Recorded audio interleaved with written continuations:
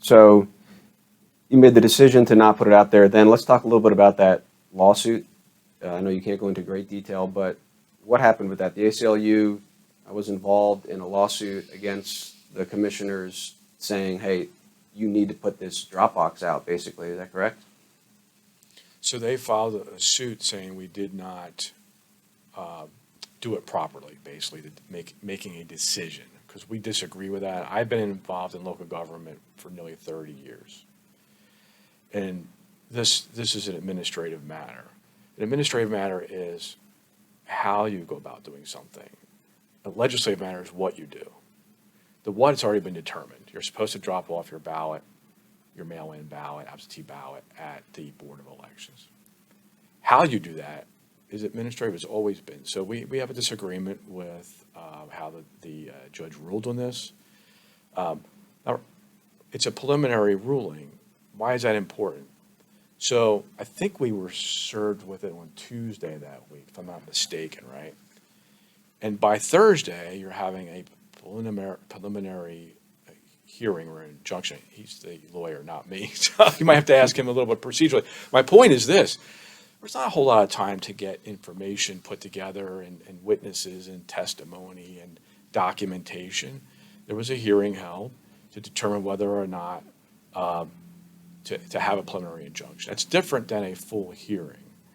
But we're able to cure the issue and move on.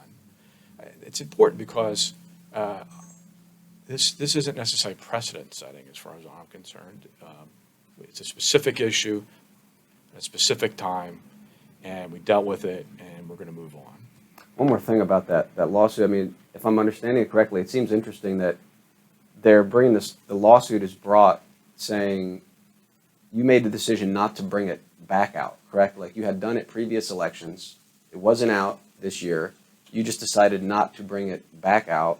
And that to me seems strange that there's a lawsuit saying, I know it's going into the details, but it's almost saying you should be forced to bring it back out. I know the lawsuit was focused on how you made that decision, but doesn't it seem a little strange that you would be, when counties do it differently? Some counties have a lot of drop boxes, some have less. Is there one other county that doesn't have any drop boxes?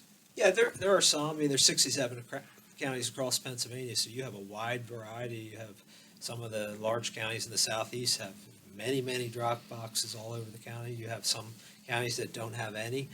You have some like ours that had one or two in a county government building. But I agree with you. But the way our system works is the court rules on something, and you obey that rule and you respect the court unless and until it's overruled by something else. So the court did that preliminary injunction, then the May 16th you had the vote and the drop box was removed. So let's talk a little bit about that, and you touched on it. The concerns that were voiced by the public from both sides.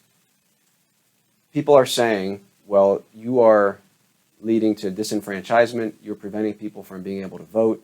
This is potentially, allegedly, could be targeted certain communities of people that depend on this drop box. And I know you've spoken to this already, but maybe just again, what is your main issue with this, and why remove the drop box? I know you've touched on it a little bit, but let's go back to what you've mentioned with the integrity, the perception, the law, Governor Wolf, the example that he set, and how you'd respond to people who say, hey, you're taking away people's ability to vote. No one's being disenfranchised. No one is being told you can't vote or not having the opportunity to vote. Like we said before, you can vote in person, and if you can't vote in person, you can get a mail-in ballot, an absentee ballot. You have the option to bring it in to the building as it has been done previously.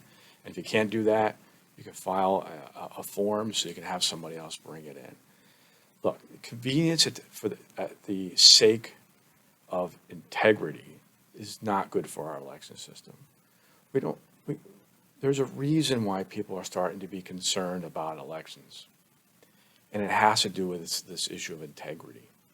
We've talked about this before. We have internal controls for our financial system, right?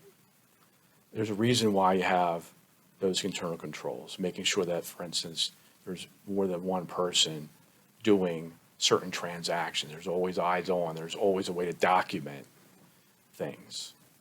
We should have no less in our election system.